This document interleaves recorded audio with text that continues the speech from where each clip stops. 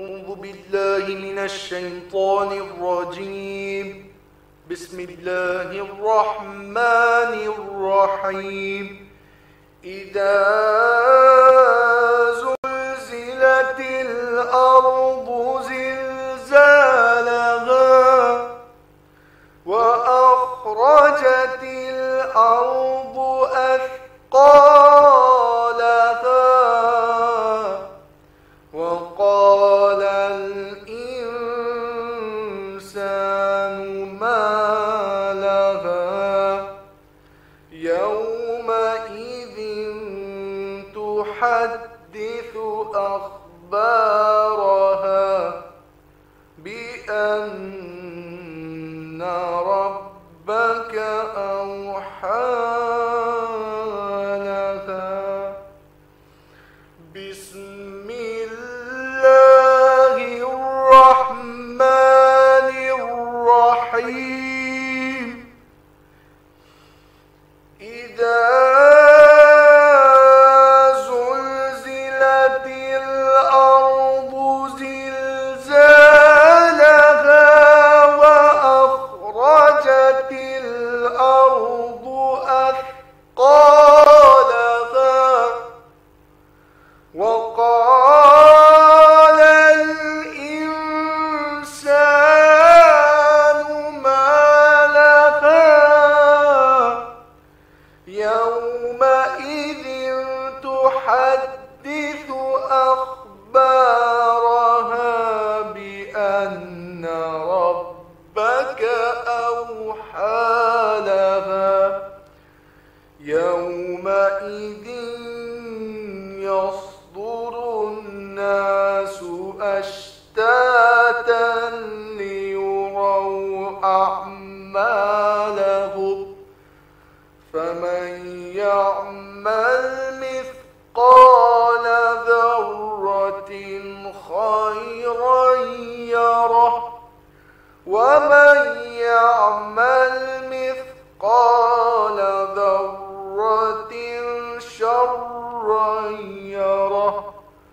بسم الله الرحمن الرحيم. إنا أنزلناه في ليلة القدر وما أدراك ما ليلة القدر. ليلة القدر خير من 1000 شهر. تنزل الملائكة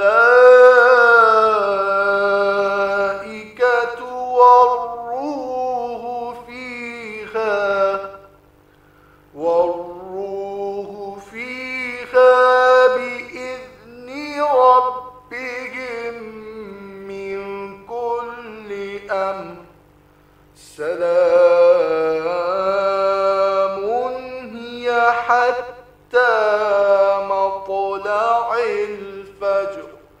صدق الله العلي العظيم.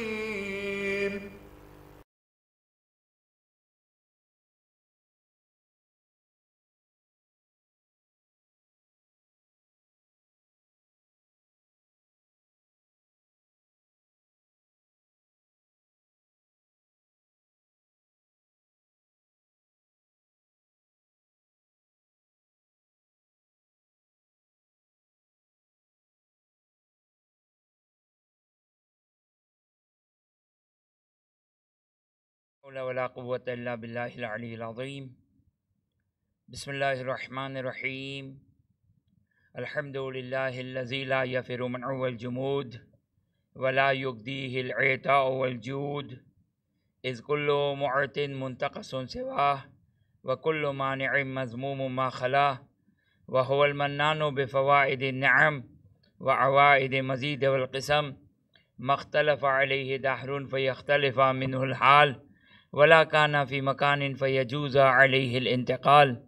الصلاة والسلام على سيدنا ومولانا أبي القاسم محمد اللهم صل على محمد وعلى محمد وعجل فرجهم وعلى أهل بيته الطيبين الطاهرين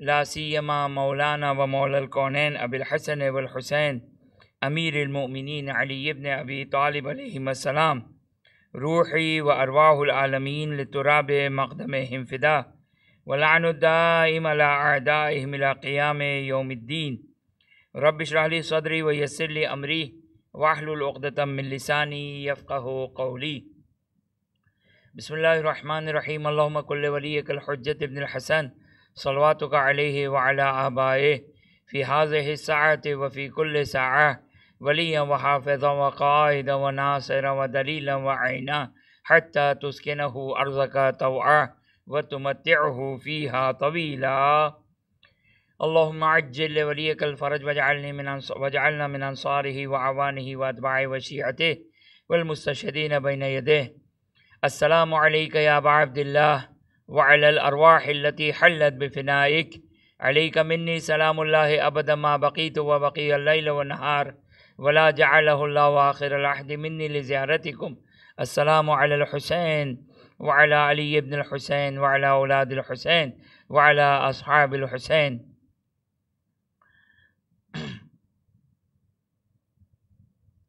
أما بعد فقد قال الله سبحانه وتعالى في كتابه الكريم أعوذ بالله من الشيطان الرجيم بسم الله الرحمن الرحيم من عمل صالحا من ذكر أو أنثى وهو مؤمن فأولئك يدخلون الجنة يرزقون فيها بغیر حساب صدق اللہ العلی العظیم. ہماری گفتگو اس ذیل میں چل رہی تھی کہ خواتین یا خاتون شرعی اعتبار سے مرد کے برابر اور کوئی فرق نہیں ہے عورت اور مرد کے درمیان اس اعتبار سے کہ رضا الہی کو حاصل کرے، قرب الہی کو حاصل کرے اور خدا کی خوشنودی کو حاصل کرے. لیکن میدان عمل، میدان آزمائش، طریقہ امتحان یہ ایک حد تک مختلف، لیکن جو اصل چیز ہے وہ یہ کہ انسان خدا کے حکم کے سامنے سر تسلیم خم ہو اور انسان جو ہے وہ خدا کی رضا، خدا کی خوشنودی کو حاصل کرے. یہ اصل معیار ہے، یہ در حقیقت وہ گول ہے، وہ مقصد ہے کہ جس تک پہنچنا ہے. اور یہ آیت کہ من عمل صالحا، جو بھی نیک عمل انجام دے، من ذکر او انثی. کل میں نے ایک جملہ آپ کی خدمت میں عرض کیا تھا کہ ایک عدل الہی میں گفتگو ہوتی ہے.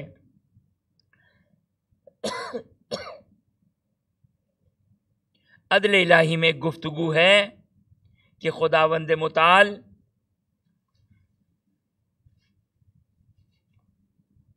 کے لیے، عدل الہی کے اعتبار سے میں یہ الفاظ استعمال کر رہا ہوں کہ خداوند متعال کے لیے یہ ضروری ہے قاعدہ لطف کے ذریعے سے، اگرچہ قاعدہ لطف خود آغا خوئی قبول نہیں کرتے، لیکن بعید ہے کہ یہاں پہ قبول نہ کرتے ہوں، کہ انبیاء کو بھیجنا، آئمہ کو بھیجنا تاکہ شریعت پتہ چلے، دین پتہ چلے اور خدا کی رضا حاصل ہو سکے.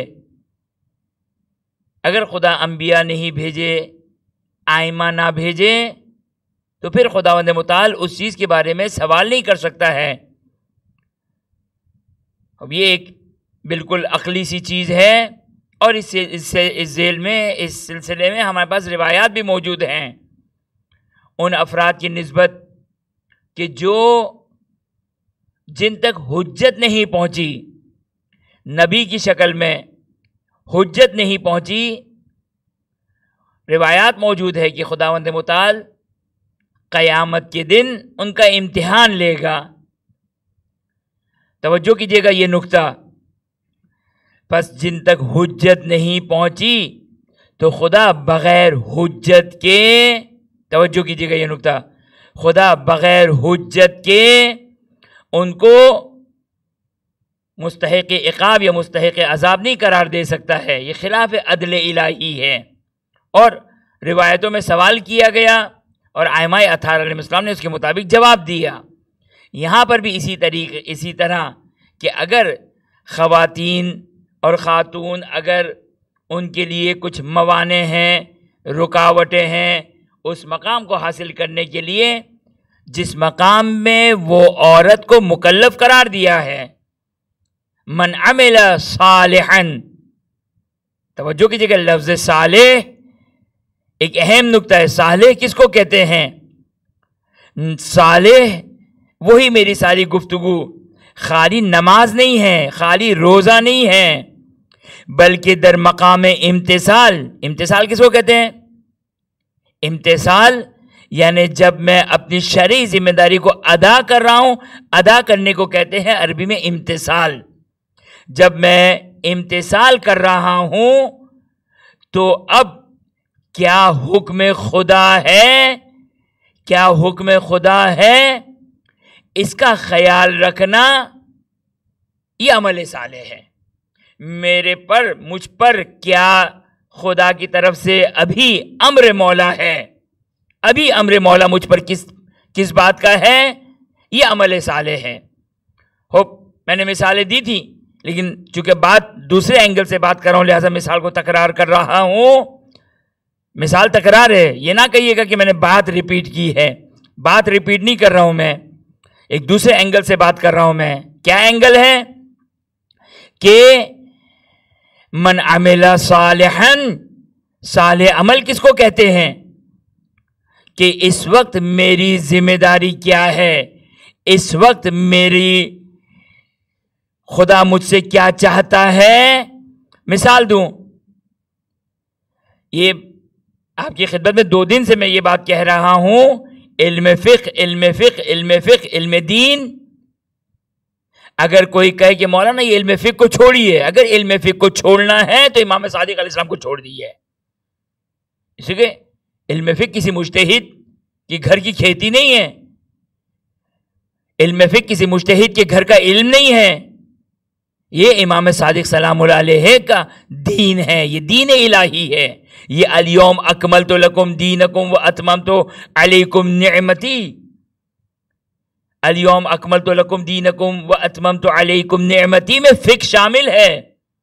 تبھی امام جعفر صادق علیہ السلام نے جب پوچھا، توجہ کیجیے گا، جب امام جعفر صادق سلام اللہ علیہ نے جب پوچھا اپنے اصحاب سے کہ وہ لوگ کیا کہتے ہیں، اور روایات کو سمجھیے، روایات کو پڑھیے تاکہ پتہ چلے یہ جو ادھر ادھر کے خرافات، ریومرز، تشیع کے خلاف واٹس ایپ میں، سوشل میڈیا میں جو ڈالے جا رہے ہیں.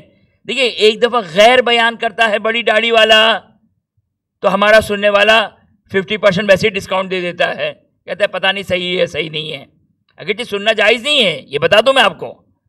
اگر احتمال گمراہی ہے، اگر احتمال گمراہی ہے کہ ہے، اس کا سننا جائز نہیں ہے. یہ کتب زلال کی طرح جس کی میں نے متعدد مقامات پر اس کی مثال دی ہے. کتب زلال وہ گمراہ کن کتاب جس میں حق اور باطل سب مکس ہے، مینیپولیٹ ہے. اس کو گھر میں رکھنا، اس کو پڑھنا، اس کی حفاظت کرنا فقہا کا فتویٰ ہے کہ اس کو رکھنا جائز نہیں ہے، اس کو پڑھنا جائز نہیں ہے. اسی طرح سوشل میڈیا پر وہ ساری گمراہ کن باتیں، اب چاہے کسی بھی شکل میں ہو، غیر کی شکل میں ہو، اپنوں کی شکل میں ہو، اگر شک اور تردید ہے کہ میں اس کے ذریعے سے گمراہ ہو سکتا ہوں، جائز نہیں ہے. حتی ٹرائی کرنے کے لیے ذرا ہم دیکھیں کیا کہہ رہے ہیں. ہمارے لوگوں کو شوق بہت ہے ٹرائی کرنے کا، دیکھیے تو ہم کیا کہہ رہے ہیں. اور یہ ان ایام میں تو بھرمار ہے. اگر کوئی شبہ، کوئی ڈاؤٹ، کوئی شک و شبہ اگر ڈال دیا جائے تو شک و شبہ آنے کے بعد حرام نہیں ہوگا، بلکہ اس کا خود کا سننا حرام ہوگا، کہ جو احتمال ہے کہ جو ہمارے لیے گمراہی کا سبب بن جائے. اللہ یہ حال. بس توجہ کیجیے گا کہ میں آپ کی خدمت میں یہ مثال عرض کر رہا تھا کہ عمل صالح یعنی اس وقت خدا مجھ سے کیا چاہتا ہے، یہ امپورٹنٹ ہے. یہ امپورٹنٹ ہے. میں نے مثال دی تھی کہ نماز قضا ہو رہی ہے، ایک شخص ڈوب رہا ہے، ایک شخص ڈوب رہا ہے، خوب ایک مسلمان ڈوب رہا ہے، تو وہاں پر عمل صالح نماز نہیں ہے. اگر ہم نے نماز پڑھ لی تو ہم نے گناہ کیا. اگرچہ فقہی لحاظ سے گفتگو ہوتی ہے کہ نماز صحیح ہو جائے گی آپ کی، لیکن ہم گنہگار ہو گئے. کس بات پہ گنہگار ہو گئے؟ کہ ہم نے انقاذ الغریق یعنی ایک مسلمان کو کیوں ڈوبتے ہوئے کو نہیں بچایا، ہم نے گناہ کیا. اگرچہ فقہی لحاظ سے ہماری نماز صحیح ہے، فقہی لحاظ سے ہماری نماز صحیح ہے، لیکن ہم نے گناہ کیا اس واجب کو چھوڑ کر. تو یہاں پر ہم نماز عمل صالح، صحیح ہے کہ نماز عمل صالح ہے، لیکن جو اہم عمل تھا کسی مسلمان کو بچانا، وہ ہم گناہ کے مرتکب کر گئے، گناہ کا مرتکب کر گئے.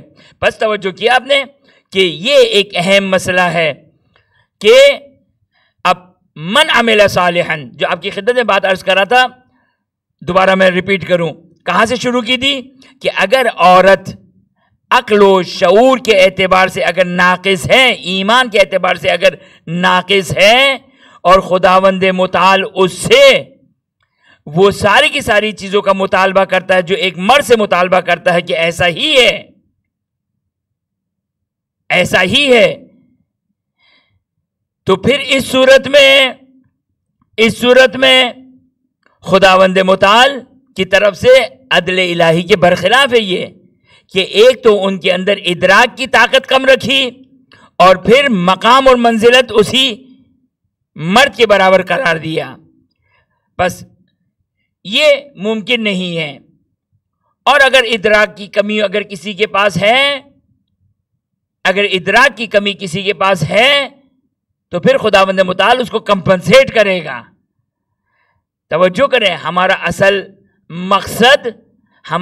مقصد رضا الہی ہونا چاہیے.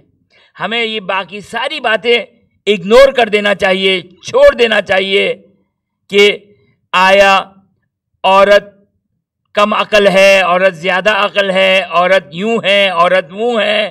نہیں، اصل مقصد انسان مرد ہو یا عورت سر تسلیم خم ہو، اور سر تسلیم خم ہونے کے اعتبار سے جنت کے مرتبے ہوں گے، جنت کے مرتبے ہوں گے. اور روایتوں اور آیات یہ بیان کرتی ہے کہ دونوں مشترک ہیں، دونوں مشترک ہیں ذمہ داری کے عنوان سے. بس یہاں تک آپ کی خدمت میں بات کی. اب تاریخ کے اعتبار سے جو دو اہم خواتین کی طرف ہمیں اشارہ کرنا ہے، یا فی الحال نام کی حد تک، تفصیل دیکھتے ہیں کہ کیا ہمارے پاس گنجائش بنتی ہے. دو ہستیاں کہ اگرچہ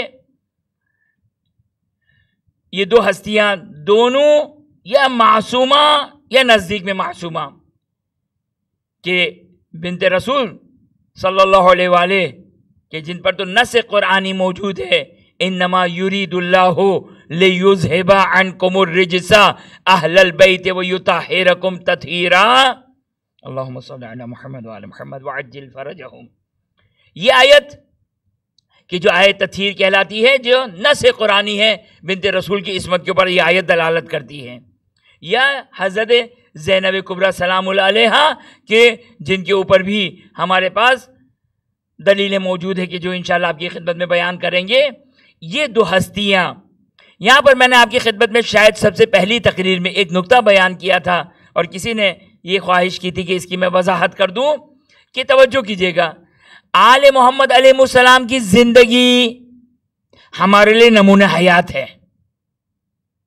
امام کس طرح نماز پڑھا کرتے تھے، امام کس طرح روزہ رکھا کرتے تھے، روزے میں یا نماز میں امام کی خضوع و خشوع کا کیا لیول تھا۔ اب یہ ہے نمونہ حیات۔ وہ لیول درک نہیں ہو سکتا ہے، وہ لیول درک نہیں ہو سکتا ہے، لیکن میری آپ کی ذمہ داری ہے کہ اس لیول کا عشر اشیر، اگر یہ تعبیر درست ہو تو، یا کم از کم انسان کوشش کی حد تک، میں اور آپ پابند ہے کہ ہم اس لیول کو چاہے سمندر کے سامنے ایک قطرہ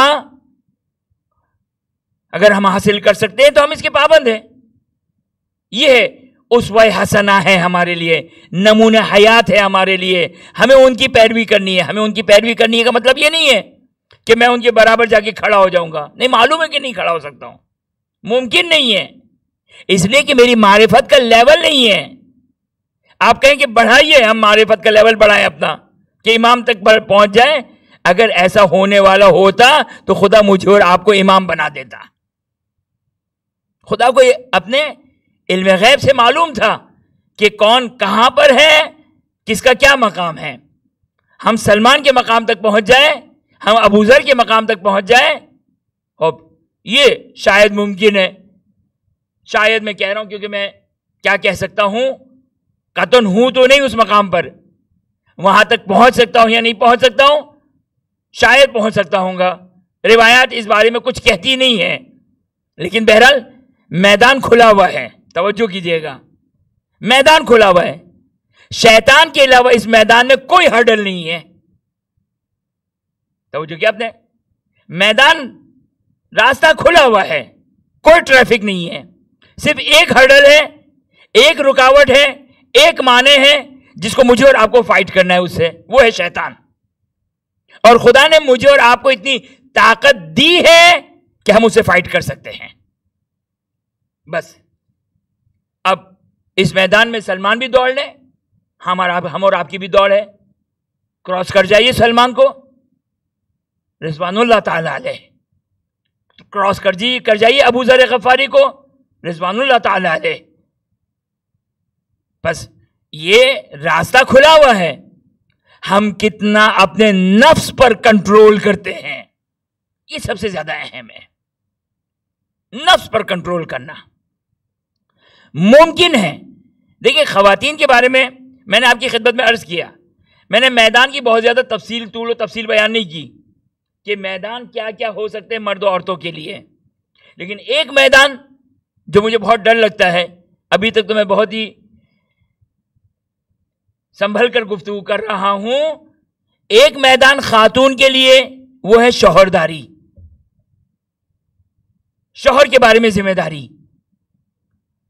خوب، اب اگر ہم، یعنی ہم سے مراد میں خاتون، میں بے عنوان خاتون ہم کہہ رہا ہوں، اگر ہم اپسیٹ ہو جائیں کہ یہ کیا بات ہوئی، ہم تو چھوٹے ہو گئے، نہیں، پھر میں آپ کی خدمت میں وہ بات تکرار کروں، دنیا کے اعتبار سے کسی کے چھوٹے بڑے ہونے سے قرب الہی حاصل ہونے میں کوئی فرق نہیں پڑے گا، قرب الہی حاصل ہونے سے کوئی فرق نہیں پڑے گا۔ اگر میں کہیں پر،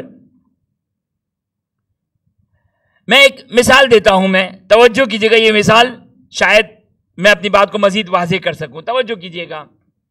جمعہ کا دن ایک درود پڑھتے محمد وآل محمد پر، اللہم صلی علی محمد وآل محمد وعجل فرجہم، اللہم صلی علی محمد وآل محمد وعجل فرجہم۔ توجہ کیجئے گا، مثلا ایک فقیہ ایک مرجع، ایک فقیہ ہے ایک مرجع، اس کے لیے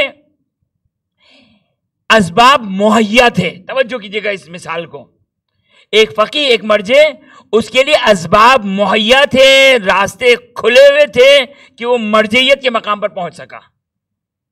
آپ میں وہ صلاحیت ہے، لیکن آپ کے لیے اسباب مہیا نہیں تھے، لیکن آپ نے اپنا جو کردار ہے، کیا ہے کردار؟ کردار نماز، روزہ، حج، زکوٰۃ، صبر، شکر، توکل، اخلاص. ہم اس کے اوپر ورکنگ کریں، کام کریں، اس کو ٹائم دیں. اگر ہم اسی انداز سے اگر اپنی زندگی گزارتے رہیں، اسی سمپل اور لوز موڈ میں اگر اپنی زندگی گزارتے رہیں، اور اس کے بعد ہم توقع کریں کہ ہمیں اعلیٰ ترین درجہ حاصل ہوگا، تو یہ توقع غلط توقع ہے. دیکھیں، یہ میں آپ کی خدمت میں پھر عرض کر دوں، تمام چیزوں کو، تمام روایتوں کو جمع کرنا ہوگا، تمام روایتوں کو جمع کرنا ہوگا، ہر چیز کو حاصل کرنا ہوگا. اگر ایک طرف، دیکھیے میں آپ کی خدمت میں ایک نقطہ بیان کروں، ایک شاید مشکل بات میں جاؤں، کہ واقعاً بعض اوقات انسان کو سمجھ میں نہیں آتا ہے کہ ہم ایک روایت دیکھتے ہیں کہ آپ نے یہ عمل کیا تو آپ کو یہ مقام حاصل. تو کیا اگر میں اپنی زندگی میں فقط وہی عمل کر لوں تو یہ کافی ہو گیا؟ فقط وہ عمل کر لوں تو کافی ہو جائے گا؟ تو پھر تو یہ سارے خداوند متعال نے دین کیوں پورا بنایا، شریعت کیوں بنائی؟ یہ تو خلاف عقل ہے، لغویت لازم آتی ہے. اس کو کہتے ہیں اصطلاح کلام میں لغویت ہے، لغو، بیکار ہے. خدا نے بنایا، میں وہی عمل کر لیتا کافی تھا. توجہ کیا آپ نے؟ لہذا دین کا مطلب یہ نہیں ہے، جیسے کل میں نے ایک مقام پر گفتگو کی، ایک جگہ میں نے گفتگو کی کہ فشار قبر، اب روایتوں میں ہے، معاذ بن جبل کا واقعہ پڑھا میں نے. معاذ بن جبل جیسا جلیل القدر صحابی، جن کے نماز جنازے میں فرشتے آ رہے ہیں، اب ان کے لیے بات آئی تو کہا کہ وہ فشار قبر میں ہے. تو ایک صاحب نے کہا ہم نے تو گریہ کر لیا تو کافی ہو گیا. ایسا نہیں ہے، یعنی کچھ پتہ نہیں ہے. کوئی فقیہ کسی کی مجال نہیں ہے کہ وہ آ کر فیصلہ کرے جس طرح ہم اور آپ، ہماری عوام فیصلہ کر دیتی ہے، رزلٹ اناؤنس کر دیتی ہے. اسی معاذ بن جبل میں ایک نقطہ ہے، بات آئی ہے تو سن لیجئے، ہمارے اور آپ کے کام کی بات ہے. ہم بہت روزمرہ کی زندگی میں یہ امپلیمنٹ کرتے ہیں. یعنی کیا امپلیمنٹ کرتے ہیں؟ خدا کے لیے حتمی قرار دیتے، خدا کے لیے فیصلہ دیتے کہ خدا تجھے یہ کرنا ہے. جیسے یہ کہ اب میں نے جب عزاداری کر لی، اب خدا تیرے لیے جنت دینا واجب، ختم. معاذ بن جبل کی والدہ کہ جب رسول خدا صلی اللہ علیہ وآلہ وسلم نے وہ مرتبہ تک بتایا کہ کیوں میں نے مثلا اتنی تکبیریں کی، کیونکہ جب میں تکبیر کہنا چاہتا تھا تو ایک گروہ ملائکہ آتا تھا، پھر مجھے نماز میت کی تکبیر کو تکرار کرنا پڑا. اور جب فضائل بیان کیے تو ایک مرتبہ قبر پر بیٹھ کر معاذ کی والدہ نے کہا بیٹا تجھے جنت مبارک ہو. رسول خدا صلی اللہ علیہ وسلم ناراض ہو گئے. یعنی واقعاً آپ اور میں اگر وہاں پر ہوتے تو جنت معاذ کے لیے حتمی قرار دے دیتے. نبی اکرم ناراض ہو گئے اور کیا کہا کہ حق نہیں ہے کسی کو کہ خدا کے لیے کوئی بات حتمی قرار دے. جب آپ نے کہہ دیا، یعنی معاذ کی والدہ نے کیا کہا کہ معاذ کی والدہ نے کہا کہ جنت مبارک ہو. نہیں، تم کون ہوتی ہو؟ خدا کے لیے حتمی بات قرار دے دی کہ اب بس تمہارے لیے تو جنت ہو گئی، اب خدا کے لیے واجب ہے کہ تم کو جنت دے. رسول خدا صلی اللہ علیہ وسلم ناراض ہو گئے. حد عقل اس ناراضگی سے یہ پتا چلتا ہے اگر حرام نہیں ہے تو کم از کم مکروہ ہے یہ کام. ہم کون ہوتے ہیں؟ خدا کی بارگاہ میں ہمارا کون سا عمل قبول؟ اور ان تمام چیزوں کا حساب کتاب کوئی دنیاوی چیزوں کی طرح نہیں ہے، دنیا کے اعتبار سے نہیں ہے کہ ہم اس کو جس طرح اپنے پیسوں کو ملٹی پلائی اور کیلکولیٹ کر رہے ہوتے کہ وہاں نقصان ہوا، یہ فائدہ ہوا، ہم یہ پلس مائنس کر کے اس کو برابر کر دیں اور کہا کہ بھائی اتنا پروفٹ ہو گیا. یہ اس طرح حساب کتاب نہیں ہے. یہ حساب کتاب تو ایک تشبیہ ہے. کیا حساب کتاب ہے خود نہیں معلوم ہے ہمیں. اگرچہ یہ بات کہہ دوں کہ روایتوں سے جو بات مستفاد ہے کہ آخری جو مقام ہے جنت کا مقام، اگر اس دنیا سے کہ انشاءاللہ العزیز بحسب ظاہر اگر ہم اپنی نیت کو، اپنے اعمال کو ایک حد تک اپنی نیت کو اگر صحیح خالص طور پر رکھیں تو پھر کوئی ڈاؤٹ نہیں ہے کہ ہم یہاں سے ایمان کے ساتھ نہ جائیں۔ اگرچہ یہ بھی میں ایک روایت کی بنا پر کہہ رہا ہوں، اس کی بھی کوئی شیورٹی نہیں ہے، کوئی گواہی نہیں ہے، ایک روایت کی بنیاد پر میں نے یہ بات کہی ہے، یعنی حتمی طور پر میں یہ نہیں کہہ سکتا ہوں۔ اس لیے مومن کو ڈرتے رہنا چاہیے، اپنے آپ کی اصلاح کرتے رہے، کہیں ایسا نہ ہو کہ انسان اس مقام پر پہنچ جائے کہ نعوذ باللہ من ذالک، جس طرح آگے گل پائگانی کے ایک دوست تھے، مرحوم آگے گل پائگانی کے ایک دوست تھے، میں نے بہت پہلے یہ واقعہ پڑھا تھا، مرحوم آگے گل پائگانی کے ایک دوست تھے، ان کا جملہ یعنی آگے گل پائگانی کے دوست کا مطلب کیا ہے، یعنی مرجع لیول پر، مجتہد لیول پر، حالت احتضار یعنی مرنے سے پہلے کے الفاظ ان کے کیا تھے، یہ تھے نعوذ باللہ من ذالک، خدا بچائے۔ کیا الفاظ تھے کہ خدا نے مجھ پر ظلم کیا، نعوذ باللہ، یعنی وہ مرجعیت جو میرا حق تھا وہ آگے گل پائگانی کو حاصل ہوا، خدا نے مجھ پر ظلم کیا۔ نہیں، مرجع بننا کمال نہیں ہے، اگرچہ بہت بڑی بات ہے۔ ہمیں دیکھیں جب کوئی چیز بات کی جا رہی ہو تو مقام ہمارے لیے محفوظ ہے، مرجع کا مقام ہمارے لیے ایک محفوظ ہے جو روایتوں سے مستفاد ہے، لیکن قیامت کا حساب کتاب ہم اس مقام کو دیکھ کر نہیں لگا سکتے، جو آپ کی خدمت میں مثال دے رہا تھا۔ مثال کے طور پر ایک مرجع قم میں، نجف میں، ایران میں، عراق میں، انڈیا سے گیا، پاکستان سے گیا، اسباب مہیا ہوئے، مجتہد مرجع ایک اعلیٰ مقام تک پہنچ گیا۔ اگرچہ پھر آپ کی خدمت میں ایک بات عرض کروں، صاحب تقلید ہونا کوئی کرائیٹیریا نہیں ہے، رائے کے دانے کے برابر کوئی کرائیٹیریا نہیں ہے۔ جب مرحوم آغا خوئی کا انتقال ہوا تھا، مرحوم آغا خوئی کا 92 میں انتقال ہوا تھا، سید علی بہشتی جو نجف اشرف میں آغا خوئی کے شاگرد، زارن آغا خوئی کے شاگرد تھے، لوگ آئے ان کے بس، مجھے تو نہیں معلوم، میں نے کوئی ان کی علمی کتاب نہیں پڑھی ہے، لیکن علماء کے درمیان یہ بات رائج ہے کہ مرجعیت علمی لحاظ سے سید علی بہشتی کا حق تھا، سید علی بہشتی کا حق تھا۔ اگر یہ مقام اور منزلت آخرت کے اعتبار سے مرجعیت مقام اور آخرت کو لے کر آتی ہے، خوب سید علی بہشتی، یہ وہ ایران والے سید علی بہشتی نہیں، یہ نجف والے سید علی بہشتی، اگر مرجعیت اگر کوئی کرائیٹیریا ہوتا تو وہ حتماً آگے بڑھتے، اپنی توضیح چھپواتے، جس طرح آج ایک حد تک رائج ہے۔ بڑا شوق ہوتا ہے، بالخصوص طالب علم آتا ہے انڈیا سے، انڈیا پاکستان میں نجف اور قم سے، سب سے پہلے جو اپنے لیے کام کرتا ہے وہ یہ کہ ایک ٹائٹل نکالتا ہے آیت اللہ کا۔ ہم سمجھتے ہیں اس آیت اللہ کے ٹائٹل میں ہمارا مرتبہ بلند ہو گیا، نہیں، مرتبہ اگر واقعی بھی آیت اللہ بن گئے، ہمیں پتا تو اولن تو یہ نہیں پتا کہ آیت اللہ ہوتا کیا ہے، واقعی بھی آیت اللہ بن گئے تو کوئی آیت اللہ ہونے سے آخرت کا مرتبہ ایفیکٹ نہیں کرے گا۔ لہذا یہ جو میں مثال دے رہا ہوں آپ کی خدمت میں، ایک کے لیے اسباب مہیا ہوئے، وہ مرجع کو چھوڑ دیں، وہ علمی اعتبار سے آیت اللہ العظمیٰ ہو گیا، علمی اعتبار سے مرجعیت کوئی کرائیٹیریا نہیں ہے، بلکہ ممکن ہے مرجعیت شاید ممکن اس کے معیار کو گرا دے۔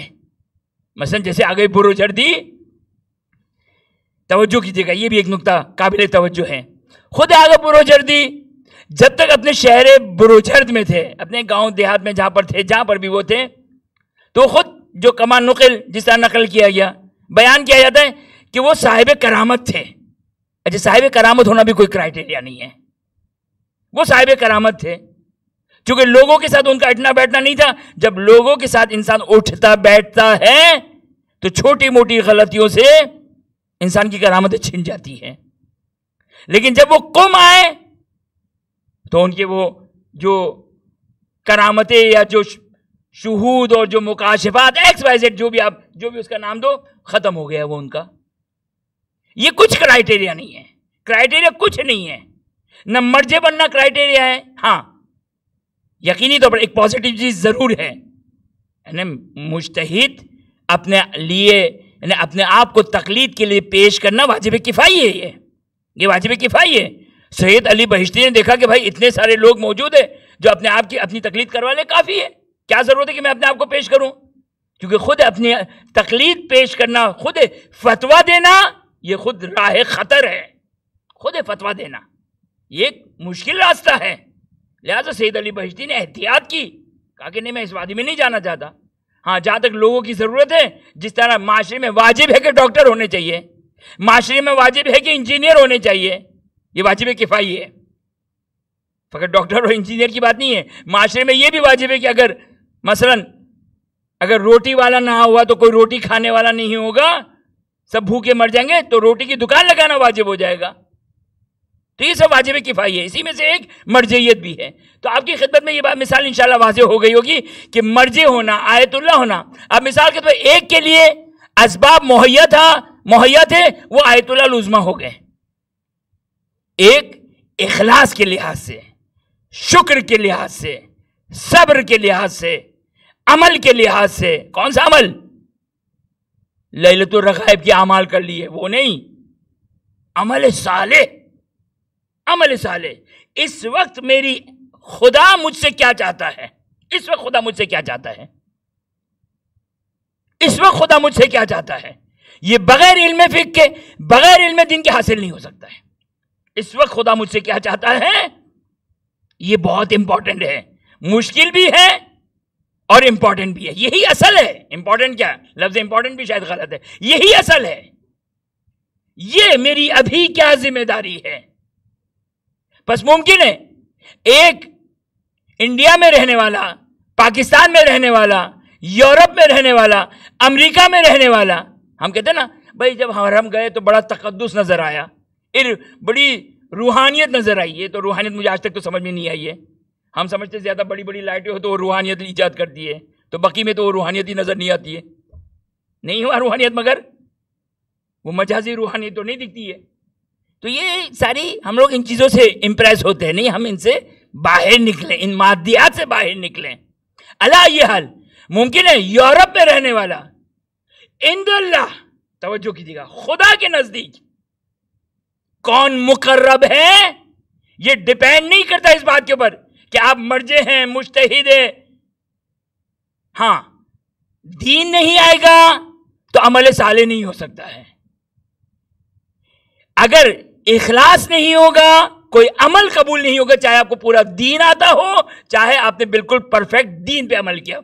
عمل خالص مشکل ترین کام ہے، مشکل ترین کام ہے، مشکل ترین کام ہے. عمل خالص عمل کو انجام دینا. خالص عمل ہم اسی کی پریکٹس کر لیں.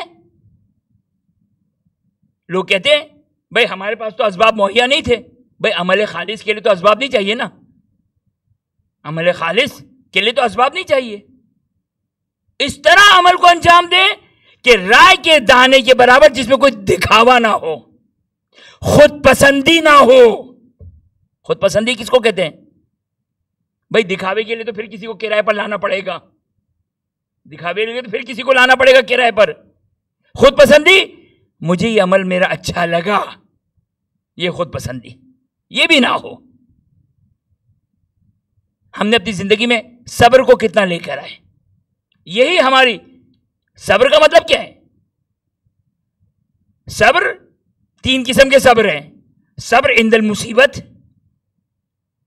صبر عند الواجب، صبر عند محرمات. کہ جب مصیبت آئے تو انسان آیا صبر میں خدا سے راضی ہونے کے کس مقام پر ہے، یہ صبر کا لیول. ہمیں تو چھوٹی سی مصیبت آتی ہے تو ہمارے پاس میسج آ جاتے ہیں، مولانا ہم تو سارے واجبات کو انجام دیتے ہیں، ہم تو خمس دیتے ہیں، نماز پڑھتے ہیں، ہم دین کو اسی کو سمجھتے ہیں. اگرچہ دین کا بنیادی جز ہے، یہ بنیادی ارکان ہے یہ، لیکن مولانا ہم تو سب کچھ دیتے ہیں، پھر یہ مصیبت ہمارے گھر میں کیوں؟ اس کا مطلب ہے کہ ہم مکمل دیندار نہیں ہیں. ہمارے پاس صرف دین کا ایک کھول ہے جس کو ہم نے بنایا ہے، شریعت کی نگاہ میں نہیں ہے یہ. لہذا دین پورا حاصل کرنا پڑے گا، شریعت پوری معلوم ہونی پڑے گی. ہر شخص کا اپنا مختلف انداز سے خدا امتحان لیتا ہے، مختلف امتحانات ہوں گے. ہمارے پاس علم ہونا چاہیے، دین ہونا چاہیے کہ اس امتحان گاہ میں، اس ایگزامینیشن ہال میں، اس امتحان سے ہمیں کس طرح گزرنا ہے جس سے ہمیں رضائی حاصل ہو جائے. یہ اصل مقصد ہے. نہ اس کے لیے مرجع ہونا ضروری ہے، نہ اس کے لیے عالم ہونا ضروری ہے، نہ اس کے لیے ایران عراق میں ہونا ضروری ہے، نہ حتیٰ معذرت کے ساتھ یہ مثال دے رہا ہوں، اگرچہ آج کل اس کے خلاف بہت باتیں کی جا رہی ہیں، مجھے مثال بھی نہیں دی جا رہی ہے کہ حتیٰ یہ کہ میں حرم امام میں ہوں یا حرم امام میں نہیں ہوں. اگرچہ امام حسین علیہ السلام کے حرم، یہ جو آج کل باتیں کی جاتی ہے کہ کربلا جانا کمال نہیں ہے، حسینی ہونا کمال ہے، یہ شاعری ہے. یہ جا کے امام صادق سلام اللہ علیہ کو پڑھائیے، امام صادق کو پڑھائیے. امام صادق سلام اللہ علیہ نے 8ویں امام نے فقط ایک جملہ کہا، 8ویں امام نے فقط ایک جملہ کہا، ان سرک ان تلقی اللہ لا ذنب علیک فزور الحسین علیہ السلام. ابن شبیب سے مخاطب ہو کر کہا کہ اگر تم چاہتے ہو اے ابن شبیب خدا سے اس حال میں ملاقات کرو کہ تمہارے کاندھے پر کوئی گناہ نہ ہو، یہ ہے اصل مقصد. حسینی ہونا یعنی کیا؟ یہ کون سی شاعری ہے؟ یعنی کیا حسینی ہونا الگ ہے، علوی اور امام صادق ہونا الگ ہے؟ امام صادق کا کوئی اور راہ ہے سلام اللہ علیہ، امیر المومنین سلام اللہ علیہ کی کوئی اور راہ ہے. آپ کی خدمت میں عرض کیا تھا میں نے، ہر امام اپنے خاص ذمہ داری کے ساتھ آیا ہے اور وہ اپنی ذمہ داری کو ادا کر رہا ہے. اور جو میں نے آج کی بات جہاں سے میں نے شروع کی اس کو میں اسی سے متصل کروں کہ امام کی زندگی میں 2 جہت ہیں، آئمہ کی زندگی میں 2 جہت ہیں، بنت رسول کی زندگی میں 2 جہت ہے، حضرت زینب کبریٰ سلام اللہ علیہ کی زندگی میں 2 جہتیں ہیں، 2 اینگل ہیں. ایک اینگل جو عمومی اینگل ہے، مثال دو اس کی، جناب زینب سلام اللہ علیہ کا عبادت کی عبادت، حضرت زینب کبریٰ سلام اللہ علیہ کی عبادت. اب چاہے وہ عبادت مدینے کی عبادت ہو، چاہے وہ عبادت شام غریبہ میں کربلا کی سرزمین پر ہو، یہ میرے لیے نمونہ حیات ہے، آپ کے لیے نمونہ حیات ہے. اچھا یہ بھی مجھے بہت زیادہ سمجھ میں نہیں آتا ہے کہ عورتوں کی زندگی عورتوں کے لیے نمونہ حیات، مردوں کی زندگی یعنی ائمہ کی زندگی مردوں کے لیے اور بیویوں اور شہزادیوں کی زندگی جو وہ خواتین کے لیے. نہیں، ایسا بھی کچھ نہیں ہے، ایسا کچھ نہیں ہے. شہزادی زینب کبریٰ سلام اللہ علیہ کی زندگی مردوں کے لیے بھی کیوں نمونہ حیات نہیں ہے؟ مقصد جب ایک ہی ہے، ایک عمومی چیز ہے، ایک خصوصی چیز ہے. عمومی کیا کہ شام غریبہ میں بنت رسول سلام اللہ علیہ، زینب کبریٰ سلام اللہ علیہ، شام غریبہ میں نماز چھپ نہیں چھوٹ رہی ہے. زندان شام میں روایت کا جملہ ہے کہ اس پورے سفر میں بنت رسول کی واجب تو بہت دور کی بات ہے، جتنی نافلات تھی نا، مستحب نمازیں، وہ بھی نہیں چھوٹی ہے. یہ ہے نمونہ حیات. اما آپ یہ کہیں کہ یزید اور ابن زیاد کے دربار میں جناب شہزادی زینب نے خطبہ دیا تھا، تو میں آج ایک تو یہ آج کا یزید یہی سمجھ میں نہیں آیا مجھے. آج کی یزید کے لیے ضروری ہے کہ وہ نعوذ باللہ من ذالک قاتل حسین ہو سلام اللہ علیہ. یزید ایسے نہیں بنا ہے، یزید تنفر کے اعتبار سے، برائی کے اعتبار سے. اللہ یہ حل. اب چونکہ شہزادی زینب کبریٰ سلام اللہ علیہ نے خطبہ دیا تھا، اب ہم باہر نکل آئے ساری خواتین یہ کہہ کر کہ شہزادی زینب سلام اللہ علیہ گھر سے باہر نکل آئی تھی، مگر بی بی معصومہ کم سلام اللہ علیہ میرے آپ کے لیے نمونہ حیات نہیں ہے. نہیں، یہ ان کی خاص ذمہ داری تھی. بلکہ حتیٰ اگر آپ 11 ہجری کے اگر واقعات دیکھیں، بنت رسول اور امیر المومنین، میں اس پہ مفصل گفتگو کر چکا ہوں، بنت رسول اور امیر المومنین دونوں معصوم، دونوں کی اسٹریٹجی فرق کرتی ہے، دونوں کی اسٹریٹجی فرق کرتی ہے. بنت رسول دربار میں جا رہی ہیں، امیر المومنین سلام اللہ علیہ دربار میں نہیں گئے، اسٹریٹجی فرق ہے. ہر معصوم خدا کی طرف سے معمور ہے اپنے خصوصی معاملات میں، یہ ہمارے لیے نمونہ حیات نہیں ہے۔ کیسے ہو سکتا ہے؟ مجھے کیا معلوم؟ میرے پاس تو ایک جنرل فقہ، جنرل دین آیا ہے، جنرل دین ہے میرے لیے، وہ بھی امام صادق علیہ السلام نے بیان کیا، وہ بھی ائمہ اطہار علیہ السلام نے بیان کیا۔ امر المعروف و نہی عن المنکر کہاں واجب کہاں نہیں، وہ جو امر المعروف کی رٹ لگائے ہوئے ہیں، ان کو معلوم ہے امر المعروف کی کتنی شرائط ہیں؟ کبھی توضیح المسائل کھولی انہوں نے؟ معلوم ہے امر المعروف و نہی عن المنکر کی شرائط کیا ہیں، کتنی ہیں پہلے مرحلے میں، اور کیا ہے کبھی پڑھیے؟ صرف یہ کہ امام حسین علیہ السلام، وہ بھی اپنے اغراض کے لیے، معلوم ہے اپنے اغراض کے لیے، اپنے ذاتی مقاصد کے لیے یہ سارے نعرے بازی ہے، اور سلوگن بلند کرنا تو جنگ صفین سے چلا آ رہا ہے۔ سلوگن بلند کرنا، سلوگن دینا، شعار دینا، نعرے دینا، یہ تو جنگ صفین سے۔ ہم قرآن سے فیصلہ کرنا چاہتے ہیں، مگر قرآن میں آئے ولایت نہیں آئی ہے، انما ولیکم اللہ ورسولہ والذین آمنوا الذین، تم کہتے ہم قرآن سے فیصلہ کریں گے؟ ارے قرآن سے فیصلہ کرنے والے تو قرآن ناطق یہاں موجود ہے۔ یہ سلوگن ہے، قرآن کی تعلیمات کو چھوڑ کر سلوگن بلند کرنا۔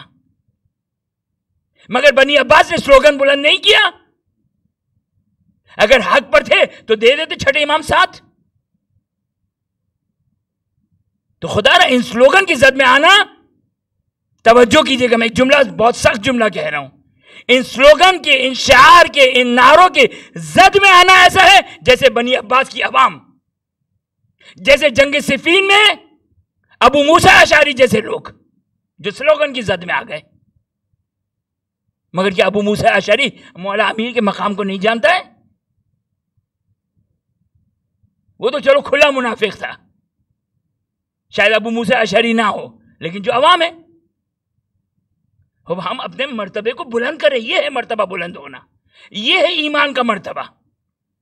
لہذا بنت رسول ہو، سید الشہداء ہو، امیر المومنین ہو، امام حسن مجتبیٰ سلام اللہ علیہ ہو، یعنی ممکن ہے امام حسن علیہ السلام کے زمانے میں جو حالات تھے وہ صلح حدیبیہ والے تھے، وہ صلح والے تھے کہ حاکم شام سے صلح کرنی ہے۔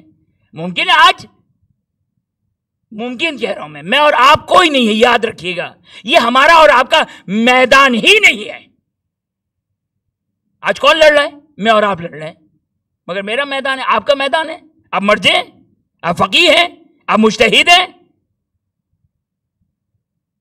آپ کو تو ایک بات کہہ دی تو آپ نے بھی کہنا شروع کر دیا، آپ کو اس کی ڈیپتھ بھی نہیں معلوم ہے، کچھ پتہ ہی نہیں، الف بے بھی نہیں معلوم ہے۔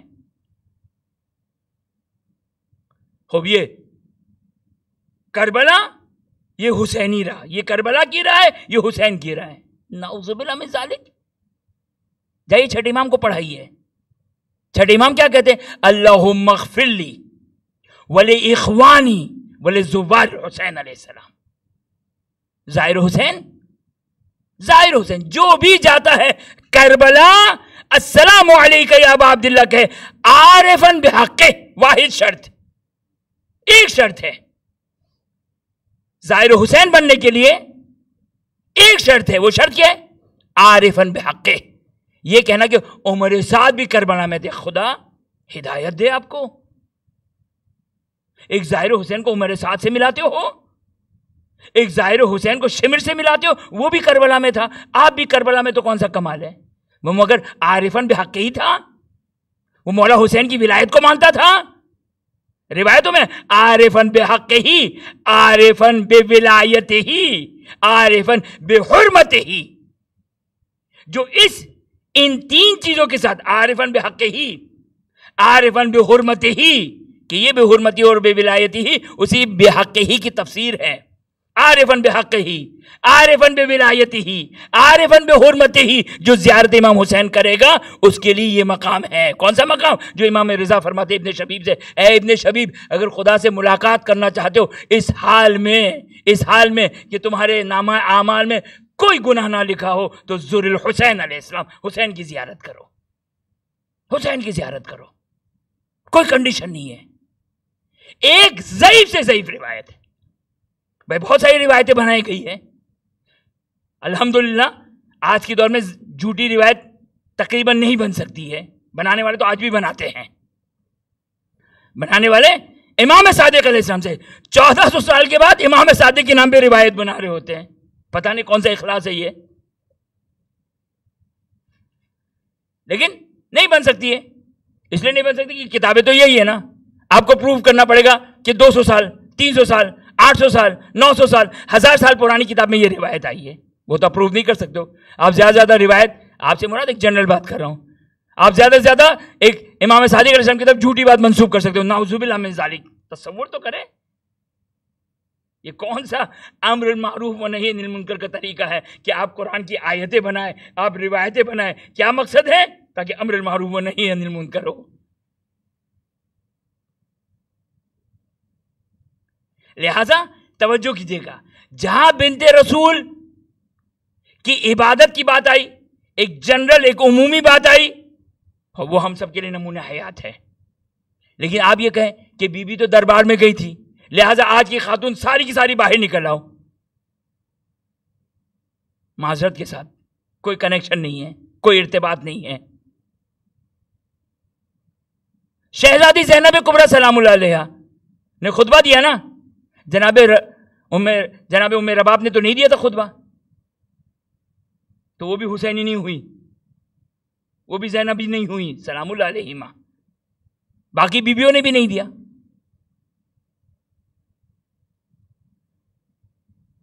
باقی آئمہ کی خواتین جو باقی زمانے کی تھی, واضح بات ہے, یہ 2+2 4 بات ہے. بس توجہ کیا آپ نے کہ آئمہ کی زندگی ہو یا بیبیوں شہزادیوں کی زندگی ہو, ان کی زندگی کے دو پہلو ہیں. شہزادی زینب سلام اللہ علیہا کا ایک پہلو کیا ہے؟ ایک پہلو یہ ہے صبر کا پہلو. صبر کا پہلو, سخت سے سخت مراحل سے گزری. یعنی عجیب ہے واقعاً. دیکھیں, انسان کہیں نہ کہیں کوئی ایسا جملہ کہہ جاتا ہے, کتنا ہی بڑا انسان کیوں نہ ہو, کتنا ہی بڑا ولی خدا کیوں نہ بنتا ہو, کوئی نہ کوئی ایک جملہ کم از کم پیشانی پہ بل آ جاتے ہیں. اب یہ بل معلوم ہے آپ لوگ محاورتاً ہے, یہ پیشانی پہ بل آ جانا. لیکن کہیں مجھے ایک جملہ بتا دیں شہزادی زینب کا اس پورے اس میں, کہ جہاں شہزادی زینب کا جملہ اگر خلاف شریعت مطلقہ نہ بھی ہو تو مکروہ لیول پر ہو یا نامناسب لیول پر ہو, مجھے ایک جملہ دکھا دیں. اس کو کہتے ہیں, یہ ہے ہمارے لیے نمونہ حیات. نہ یہ بی بی کا جملہ کہیں بتا دے, خدایا ہم تو تیری عبادت کرتے تھے ہمیشہ سے, ہم تو اتنے متقی پرہیزگار تھے. یہ جملہ ہے کہیں جو ہماری روز بروز کی زندگی میں, یا ہم زبان پر لے کر آتے ہیں؟ اگر زبان پر نہیں لے کر آتے تو کم از کم دل میں تو ضرور خیال آتا ہے نا کہ میں نے ایسا کون سا حرام کام کیا. اچھا اتنے پاک. ہماری نماز سلمان فارسی والی نماز تھی, ہم سمجھتے بس یہی. کیا نماز کا عالم ہے ہماری عبادتوں کا کیا عالم ہے, وہ مردہ ہی جانتا ہے قبر کا حال. کیا ہماری عبادتوں کا عالم ہے, کیا ہمارے خدا پر توکل کا عالم ہے, کیا صبر و شکر کی کیفیت ہے ہماری, کہ ہم اپنے آپ کو اتنا ولی اللہ سمجھ بیٹھے. دیکھیں دو چیزیں ہیں, یہ اخلاص ایک ہے, اس سے بدتر, اب یہ بھی بدتر ہے, شاید دوسرا بھی اسی کے برابر بدتر ہو, لیکن انسان کی زندگی میں نہ شکر ہے, نہ اخلاص ہے, نہ صبر ہے, نہ تقوی ہے, نہ دین کی معلومات ہے. اچھا عام طور پر یہ بھی بتا دوں میں کہ یہ جو عوام سمجھتے کہ ہم نے نماز پڑھ لی تو اب میرے گھر پہ کوئی بلا نہیں آ سکتی ہے, اب کوئی مصیبت نہیں آئے گی. نہیں, اولا تو یہ نماز جو پڑھی ہے, یہ نماز پڑھی آئے شریعت کے مطابق پڑھی, جو تمہاری شرعی ذمہ داری تھی اس کے مطابق نماز پڑھی. ایک خاتون کسی متبرک دکان پر جاتی ہے اور کہتی ہے کہ بے حجاب، سر پہ دوپٹہ تک نہیں. کہا کہ مجھے کوئی ایسا تعویذ دیجیے جو میں گھر پہ لٹکا دوں اور اسے رزق میں فراوانی ہو. پہلے سر پر ایک تعویذ باندھ لیں. ہم سمجھتے بس خدا کو کسی طریقے سے نعوذ باللہ من ذالک جس طرح جنات کو جو وہ محصور کیا جاتا ہے، نہیں. بس خلاصہ کروں میں آج کی گفتگو کا. آج کی گفتگو کا خلاصہ، آئمہ کی زندگی، شہزادیوں کی زندگی، ان کی زندگی کے دو پہلو ہیں. یہ ہمارے پاس فقاہت ہونی چاہیے. یہ ہے فقاہت. دیکھیے ایک تو فقیر وہ ہے، مرجع مجتہد ہے، لیکن لے مین کی فقاہت کیا ہونی چاہیے کہ کیا نمونہ عمل ہے ہمارے لیے، ہماری کیا شرعی ذمہ داری ہے، کہاں پر اہل بیت کی عمومی زندگی ہے، کہاں امام سجاد سلام اللہ علیہ کی وہ عبادت کا عالم ہے کہ اگر سرک جائے کاندھے سے تو امام کو یہ نہیں پتا چل رہا کہ میری ابا گر گئی، اس لیے کہ خدا کے سامنے عبادت میں مصروف ہیں. اور ایک مرتبہ کربلا کا مرحلہ کہ جو بھی امام سجاد سلام اللہ علیہ کی اس حالت میں جو بھی ایک کیفیت تھی، ان کی ایک اپنی ذمہ داری کے عنوان سے. اب آئمہ کی زندگی کو ہم اتنا تو سمجھیں، اتنا تو شعور پیدا کریں کہ جب ہم تاریخ کو پڑھیں تو ہمیں پتا ہونا چاہیے کہ اس تاریخ میں کون سی چیز ہمارے لیے نمونے عمل ہے. ورنہ آپ کی خدمت میں نے بیان کیا تھا غیبت نعمانی کی روایت کہ ہر امام کو خدا کی جانب سے مخصوص دستورات آتے تھے. امیر المومن کو جو دستور آیا امام مجتبیٰ کو نہیں آیا. امام مجتبیٰ کی جو ذمہ داری خدا کی طرف سے آئی مولا حسین کے لیے نہیں ہے، ہر امام کے لیے مختلف ہے. ہم چاہتے ہیں ہمارے لیے بھی کوئی دستور نامہ آ جائے. ہمارا دستور نامے پہ تو عمل کر لیں توضیح المسائل پر، ہم اپنے دستور نامے پہ تو عمل کر لیں. صبر و شکر و توکل و اخلاص،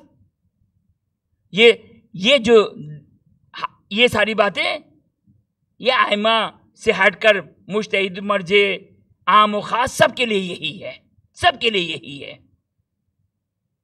بنت رسول توجہ کیجئے گا، شہزادی زینب کبریٰ سلام اللہ علیہا، یہ مقام انسان کے اندر پیدا کرے نا، یہ مقام پیدا کرے اس کے لیے کوشش. ہمیں باہر نکلنے میں مزہ آتا ہے تو ہم یہ کام کریں گے، ہمیں وہ کام کرنے میں مزہ آتا ہے ہم وہ کریں گے. نہیں، دین اس کو مزے کا نام نہیں ہے. دین نام ہے جو آپ کے اوپر شرعی ذمہ داری عائد ہوئی آپ اس کو انجام دیں. آپ اس میں کتنا کامیاب ہوتے خود رینکنگ دیں، خود نمبرنگ دیں کہ میں نے 100 آؤٹ آف کتنے لیے، کتنے نمبر حاصل کیے.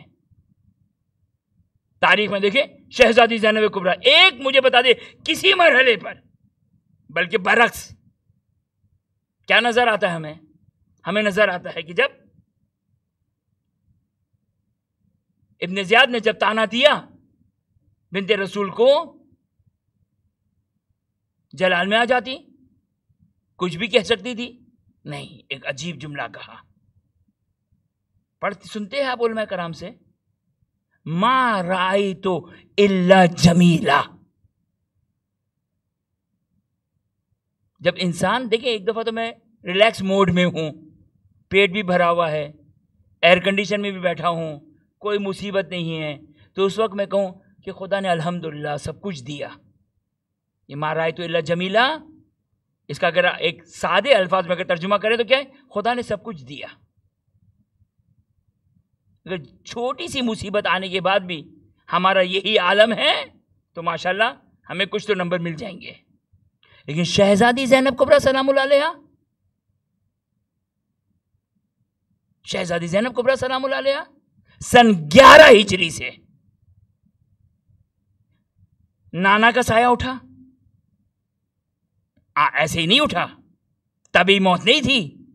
روایات بیان کرتی ہے کہ رسول خدا صلی اللہ علیہ وآلہ کس طرح رسول کو زہر دیا گیا اور کیا رسول کے اوپر کیفیت طاری تھی کہ روایت کا جملہ ہے کہ آپ کے بدن میں اتنا ضعف طاری ہو گیا تھا کہ آپ اپنے قدموں کو بھی نہیں اٹھا سکتے تھے. اللہ اکبر. تو یہ مصائب دیکھیں، اپنی مادر گرامی کی مصیبت کو دیکھا، میں سارے مصائب نہیں پڑھ رہا ہوں. امیر المومنین کی مصیبت کو دیکھا, اپنے بھائی حسن کی مصیبت کو دیکھا. یہ تو گزشتہ 50 سال کی زندگی. اور پھر کربلا کا منظر دیکھیے. مولا حسین علیہ السلام کی قربانی, میں تشبیہ دینے کا عادی نہیں ہوں, میں اس طرح تشبیہ دینا پسند بھی نہیں کرتا, لیکن اب چلیں یہ بات آ گئی تو مولا حسین علیہ السلام کی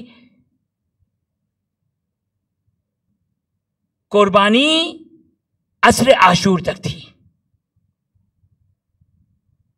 اکبر کا جنازہ اٹھایا, قاسم کا پامال جنازہ اٹھایا, عباس کے کٹے ہوئے بازو کو اٹھایا. کیا یہ شہزادی کے لیے آزمائش نہیں تھی؟ کیا بنت رسول کے لیے, بنت علی و فاطمہ کے لیے آزمائش نہیں تھی؟ 6 مہینے کے اصغر کو پشت خیمہ حسین دفنا کرا رہے ہیں. ان تمام مصائب میں زینب حسین کے ساتھ ساتھ شریک ہیں, لیکن مولا حسین تو عصر عاشور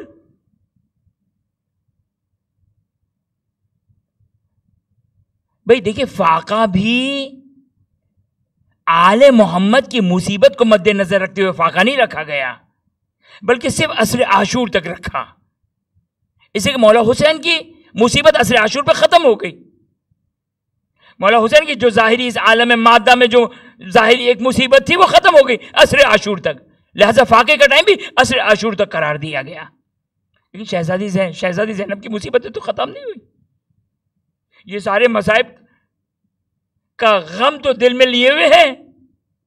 اس کے بعد شام غریبہ کی مصیبتیں, بچوں کی مصیبتیں, یہ سارے مصائب دیکھتے دیکھتے جب ابن کوفے کے دربار میں جب شہزادی جا رہی ہے ابن زیاد کے دربار میں, تو اس وقت یہ جملہ ادا کرنا سوائے شہزادی زینب کے کوئی نہیں کہہ سکتا, ما رأیت الا جمیلہ.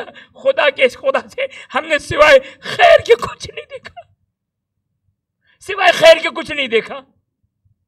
اللہ اکبر کیجیے نا, یہ ہے ہمارے لیے نمونہ حیات.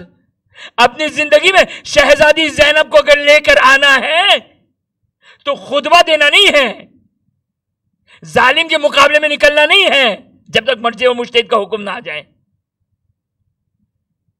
کیا ہے مصیبتوں میں قلب کی, دل کے اطمینان کا یہ عالم ہو, دل کے اطمینان کا یہ عالم ہو, دل کی گہرائیوں سے نکلے ما رأیت الا جمیلہ. مصیبت کے کسی مرحلے میں بھی ایک مومن یا ایک مومنہ اس کے دل کی کیفیت یہ ہو. محاسبہ کریں ہم, یہ کہنے سے نہیں آتا ہے, یہ مقام کہنے سے نہیں آتا ہے. یہ مقام قلب کی کیفیت اگر یہ اس مقام تک پہنچ جائے تو انسان اس مقام تک پہنچتا ہے. بس عزادارو کیا ہے کربلا؟ دیکھیں ہدایت واقعاً خدا کی طرف سے ہدایت. انسان ہمیشہ اپنے ایمان کی بقا کے لیے خدا سے دعا کرے, یا اللہ یا رحمان یا رحیم یا مقلب القلوب ثبت قلبی علی دینک. بہت سے آئے تھے میدان کربلا میں جو مولا حسین کے ماننے والے تھے, مولا حسین کے چاہنے والے تھے, یزیدی نہیں تھے, مولا حسین کے چاہنے والے تھے. مولا آپ یہ گھوڑا لے لیجئے میرا, یہ میری تلواریں لے لیجئے. امام نے کہا کہ اتنے دور چلے جاؤ کہ میری فریاد استغاثہ تمہارے کانوں تک نہ پہنچے. ایک طرف یہ ہے, ایک طرف جناب ہور ہے.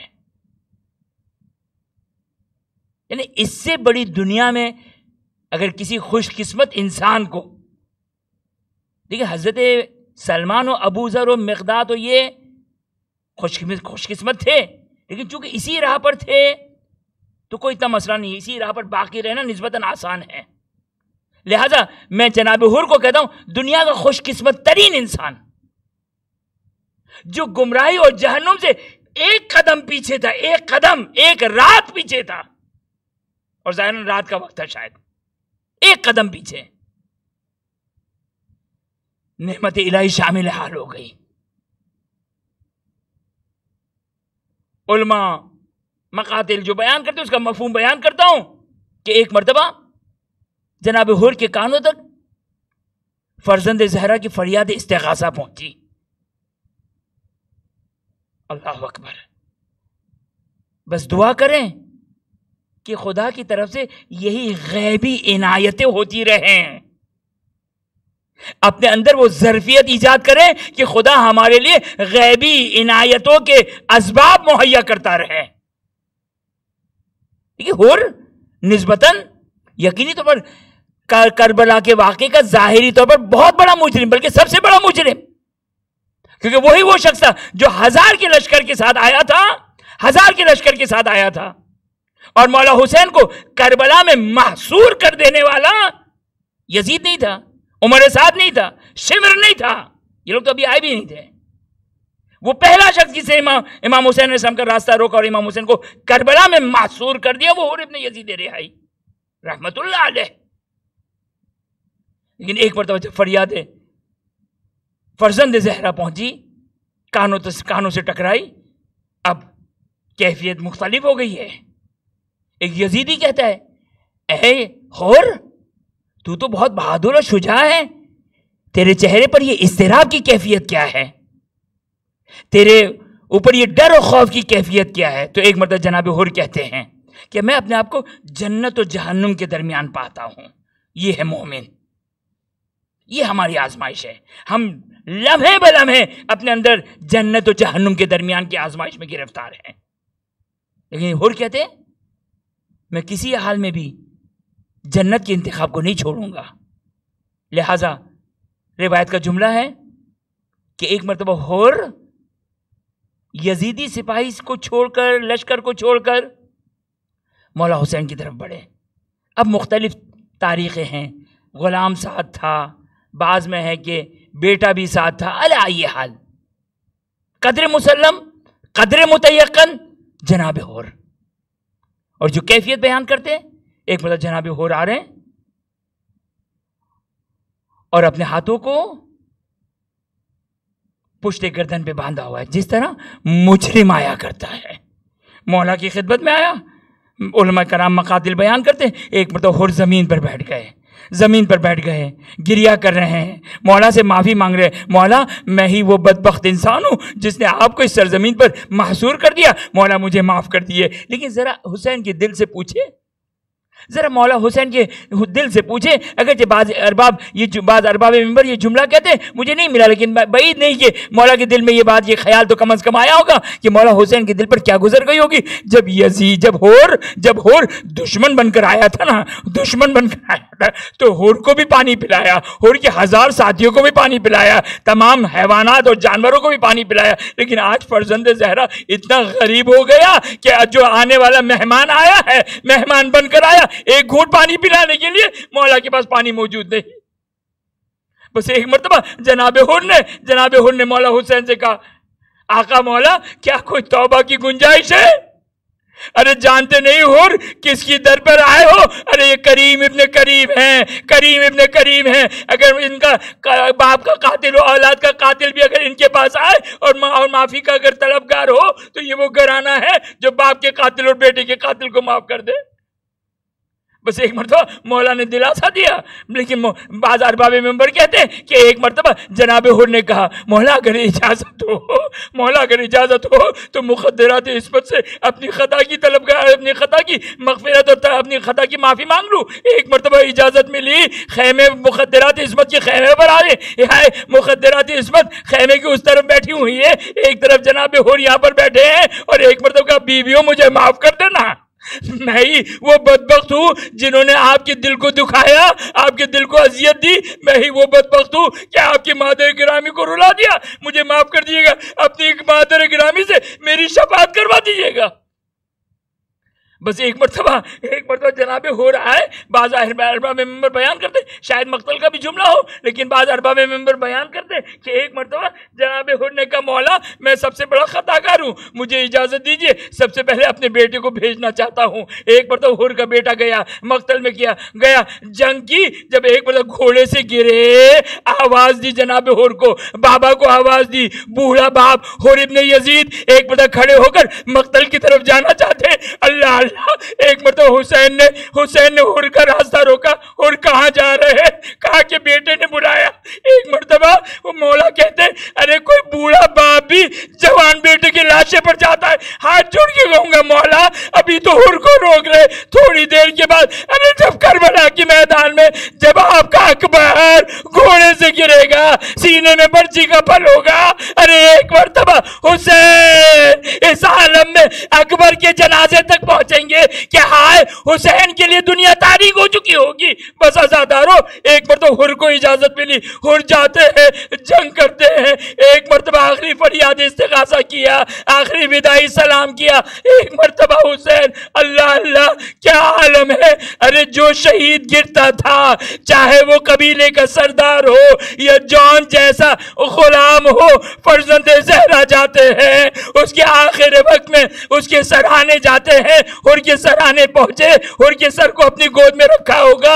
ارے جس طرح مقاتل بیان کرتے ہیں تاریخ میں موجود ہے کہ ہر کے سر پر ایک رومال بندہ ہے، عجب نہیں وہ رومال فاطمہ ہو کہ جب ہر کے سر سے خون بہ رہا ہے ایک مرتبہ مولا نے وہ رومال کو ہر کی پیشانی پہ باندھا، ہاتھ جوڑ کے کہوں گا مولا بڑا خیال ہے، بڑا خیال رکھا جا رہا، تیمارداری کی جا رہی، ہر کے سر کو اپنی گود میں رکھ رہے، مولا تھوڑی دیر کے بعد جب عصر عاشور جب آپ ذوالجناح سے گریں گے، ارے کون ہوگا جو آپ کے سر کو اپنی گود میں رکھے؟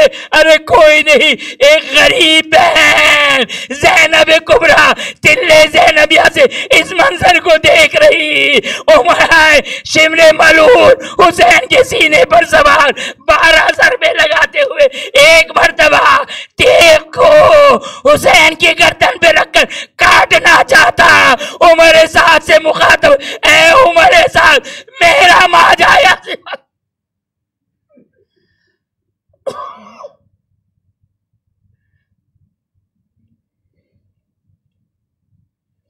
وَسَيَعْلَمُ الَّذِينَ ظَلَمُوا أَيُّ مُنقَلَبٍ يَنقَلِبُونَ۔ بارالہ ان آنسو کو باعث شفاعت قرار فرما، خداوند یہ واسطہ دیتے محمد و آل محمد کا واسطہ، خداوندہ یہ گنہگار بندے جمعے کے دن کا ظہر کا ٹائم ہے، آنکھوں میں آنسو ہے، خداوند تجھے واسطہ دیتے محمد و آل محمد کی عظمت کا واسطہ، تجھے حسین کی مظلومیت کا واسطہ دیتے، حاضر مجلس مومنات کی تمام مومنات کی تمام جائز حاجات کو پورا فرما، خداوند تجھے واسطہ دیتے محمد و آل محمد کی عظمت کا واسطہ، جو مومن و مومنات دنیا بھر میں پریشان ہیں، روزی رزق کی مشکلات، بچوں کی تعلیم، بچوں کی شادی، گھریلو مسائل، خداوندہ بحق محمد و آل محمد، بحق غریب حسین، خداوندہ تمام مومن و مومنات کی تمام مشکلات کو دور فرما، خداوندہ تجھے واسطہ دیتے محمد و آل محمد کی عظمت کا واسطہ، جو مومن و مومنات بیمار ہیں بحق محمد و آل محمد، حاضر مجلس مومن و مومنات کی متعلقین، کل مومن و مومنات دنیا بھر میں جو بیمار ہیں، خداوندہ تمام مومن و مومنات کو صحت عاجل اور کامل عطا فرما، خداوندہ تو یہ واسطہ دیتے محمد و آل محمد کا، تمام مومن و مومنات کو اپنے گھر اہل بیت اطہار علیہ السلام کی زیارت بالخصوص زیارت سید الشہداء نصیب فرما، خداوندہ حاضر مجلس مومن و مومنات کی مرحومین، منتظمین کی مرحومین، کل مرحوم مومن و مومنات جو اس دنیا سے جا چکے ہیں، خداوندہ تمام مرحوم مومن و مومنات کی مغفرت فرما، جوار معصومین میں جگہ عطا فرما، خداوندہ اپنی آخری حجت امام عصر و زمان سلام اللہ علیہ کے ظہور میں تعجیل فرما، اور ہمیں ان کے اعوان و انصار میں قرار فرما، اللہم صلی علی محمد وعلی محمد وعجل فرجہم، اللہم صلی علی محمد وعلی محمد وعجل فرجہم۔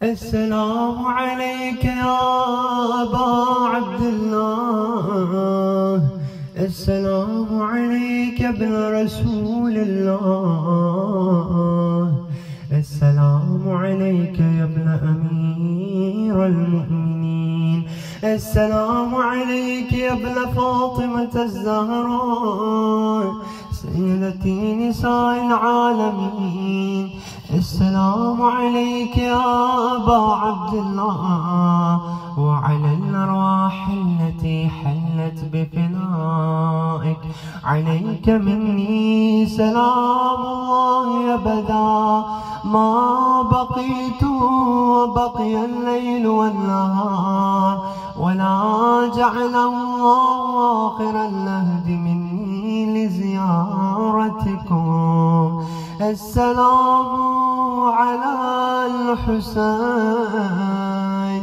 وعلى علي بن الحسين وعلى أولاد الحسين وعلى أصحاب الحسين. السلام عليكم جميعا شهداء كربلاء ورحمة الله وبركاته. السلام عليك يا مولاي يا ابن مولاي. السلام عليك يا غريب الغرباء. السلام عليك يا معين الزعفاء والفقراء. السلطان أبا الحسن علي بن موسى الرضا بالقدر والقضاء ورحمة الله وبركاته. زارت إمام زمان عليه السلام. السلام عليك يا صاحب العصر والزمان. الأمان الأمان الأمان من فتن الزمان. السلام عليك يا خليفة الرحمن. السلام عليك يا شريك القرآن.